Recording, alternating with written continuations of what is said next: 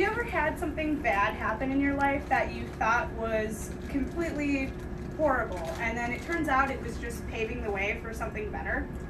Obviously, I know this doesn't happen 100% of the time. I'm not naive. Sometimes awful things happen with seemingly no purpose other than to be awful. But every once in a while, that thing you thought was horrible turns out to be kind of wonderful. I had something like this happen to me a little over a year ago. Once I graduated high school, I took a gap year. I spent the first half of the year working and the second half of the year traveling and volunteering in South America.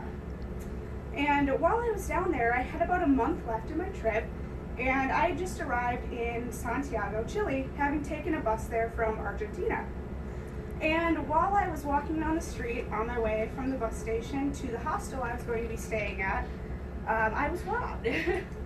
And so I was walking into a bank to check my phone on Google Maps to see where I was going. And I was zipping it back into the front pocket of my backpack as I was leaving the bank. Opening the door, a man ran up to me, pushed me back, and grabbed my phone and bus tickets out of that front pocket that wasn't zipped yet, and took off running down the street.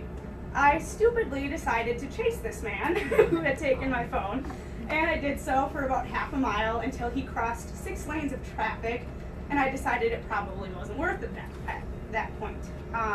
So there I was, huge city, no directions, completely lost, and the sun started going down just to top it all off.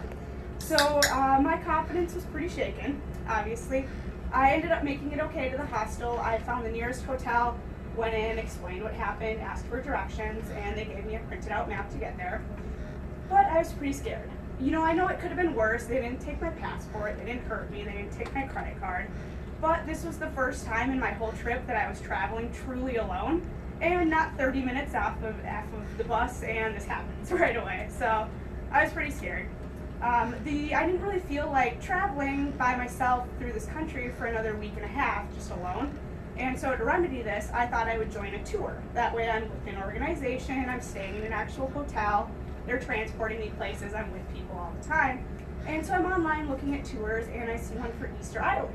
For those of you guys who don't know, Easter Island is usually referred to as the island with all the giant heads. It's about 2,000 miles off the coast of Chile, so it's out in the middle of nowhere. I had heard about it when I was younger, I thought it would be really exciting, booked the tour. It's about 5 days later that I get on the plane. And the morning of my flight, I go to check my email, and I've received an email from the tour company saying, hey, there's been a little error in your booking, here's what you can do to fix it. So I went ahead and fixed it, and later that afternoon I got on the plane. Now when I get to the airport, I check my email again to confirm my pickup time and location, and I received another email saying, hey, because you fixed this error so late in time, all the spots filled up, you no longer have a tour. So now I'm 2,000 miles away from the nearest large body of land, no idea what I'm doing, ticket home 7 days later. So I walk towards the exit of the airport, and I see the stand for a hostel that's a couple miles away. I inquire, no open rooms for the rest of the week, but they will rent me a tent for $3 a night, sleeping bag and mat included.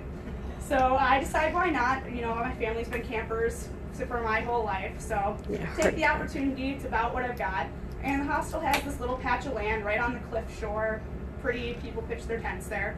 Go for it. While I'm there, I meet this 19-year-old boy from Australia and a 36-year-old woman from Germany. And 2 days later, the three of us rent a car and tour the island by ourselves. And it's while I'm driving down this incredibly bumpy cliffside road, two-door Jeep, windows down, most incredible scenery I've ever experienced in my life, I realized none of this would have happened if I hadn't been robbed in Chile last week. And Easter Island ended up being the best part of my trip, hands down. And I know I wouldn't have experienced it the same way if I was stuck with a tour company holding my hand the whole way through it. So the worst part of my trip paved the way for the best part of my trip. And the point of all of this is that you can't avoid bad things happening to you in life. It's inevitable, it's part of being alive. But with a little bit of luck and the right attitude, anyone can make the best out of a bad outcome. Thank you.